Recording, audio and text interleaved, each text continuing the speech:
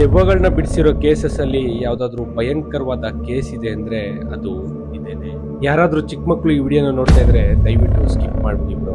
Night ನಿದ್ದೆ ಮಾಡಕ್ಕಾಗಲ್ಲ, ಯಾಕಂದ್ರೆ ಈ ವಿಡಿಯೋದಲ್ಲಿ ದೆವ್ವಗಳು ಮಾತಾಡಿರೋದನ್ನ ಕೂಡ ರೆಕಾರ್ಡ್ ಮಾಡಿದ್ದಾರೆ. ಅನಲಿಸಾ ಅನ್ನೋ ಹುಡುಗಿಗೆ ಸಡನ್ ಆಗಿ ದೆವ್ವಗಳು ಕಾಣಿಸಕ್ಕೆ ಶುರು ಆಗ್ತಾವಂತೆ. ಇನ್ನು ಅವ್ರ ಪೇರೆಂಟ್ಸ್ ಕೂಡ ತುಂಬಾನೇ ಟೆನ್ಷನ್ ಆಗ್ತಾರೆ, ಯಾಕೆಂದ್ರೆ ಇವಳು ಪದೇ ಪದೇ ಹುಷಾರ್ ತಪ್ತಾ ಇರೋದ್ರಿಂದ ಎಷ್ಟೇ ಹಾಸ್ಪಿಟಲ್ ಕರ್ಕೊಂಡು ಹೋಗಿ ತೋರಿಸಿದ್ರು ಏನು ಪ್ರಯೋಜನ ಆಗಲ್ಲ.